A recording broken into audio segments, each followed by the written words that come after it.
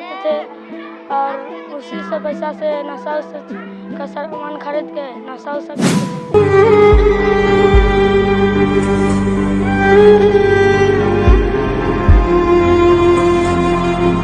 मैं आई हूँ पाली टोला से, अभी रहती हूँ रेनबो में।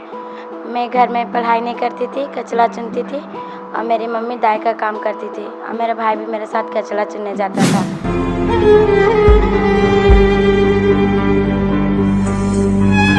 कहते हैं भीख मांगते थे, तो उस समय कहते हैं कितना पैसा कमा लेते थे?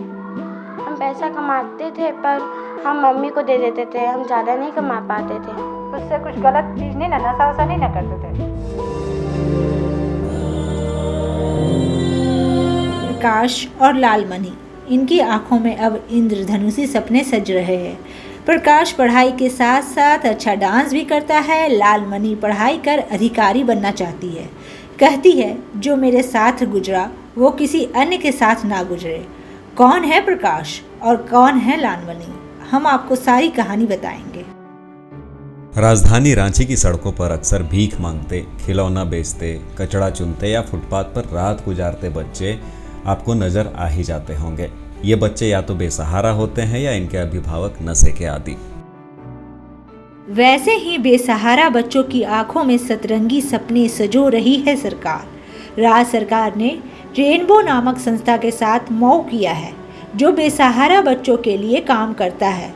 सरकार के सहयोग से रेनबो होम्स ने रांची में 2 शेल्टर होम शुरू किए हैं, एक लड़कियों के लिए और एक लड़कों के लिए, जहां लालमणि और प्रकाश जैसे बच्चों को बेहतर जीवन प्रदान करने के लिए कार्य किया जाता है। ये जैसे रोड किनारे कोई बच्चा सोया है या फिर वो रैक पिकिंग कर रहा हो, बेगिंग कर रहा हो, इस तरह के बच्चे हैं।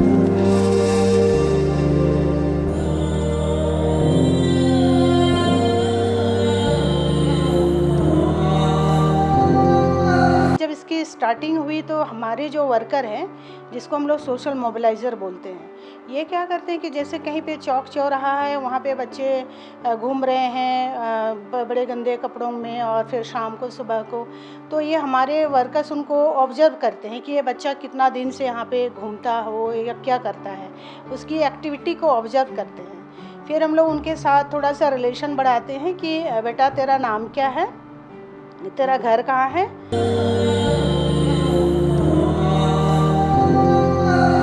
फिर उसके घर में जाके जैसे उनके जो अगर पेरेंट्स हैं या तो जो भी उनके नाना हो या नानी हो, कोई कोई बच्चे के पेरेंट्स नहीं भी होते हैं, तो उनका हाउसिंग कंडीशन भी हम लोग देखते हैं, वो कितने हाइजीनिक कंडीशन में वो रहते हैं, तो हम लोग सारा पूछताछ करते हैं उनका, फिर क्या काम करते हैं उनके पेरेंट्स वगैरह, फिर हम लोग उनको बताते हैं अपने संस्था के बारे में।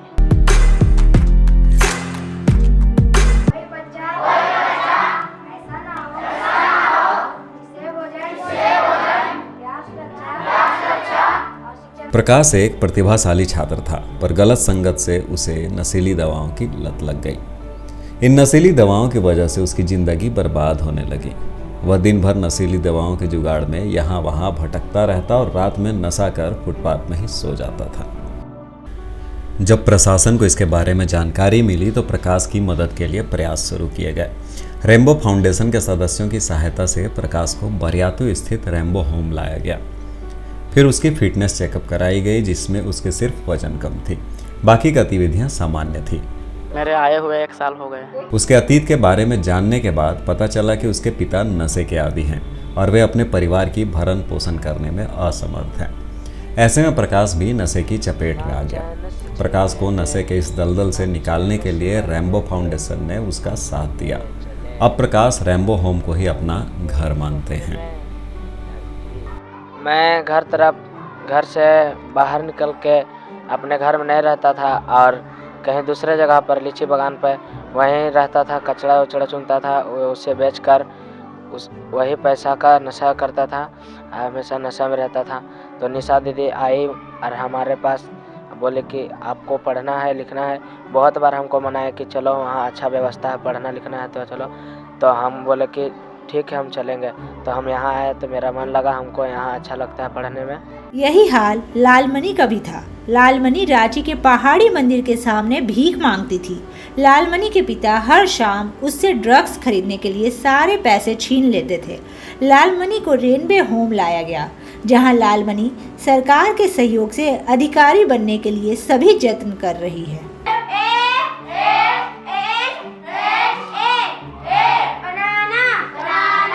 सरकार ने इन बच्चों को समाज में दुनिया के साथ साथ कदम से कदम मिलाकर चलने के लिए उन बच्चों को शारीरिक और मानसिक रूप से मजबूत बनाने में जुटी है। भोजन की उपलब्धता के साथ साथ स्वच्छता, कौशल विकास, ऑनलाइन ऑफलाइन पढ़ाई और सभी बुनियादी सुविधाएं मुहैया कराने में जुटी है।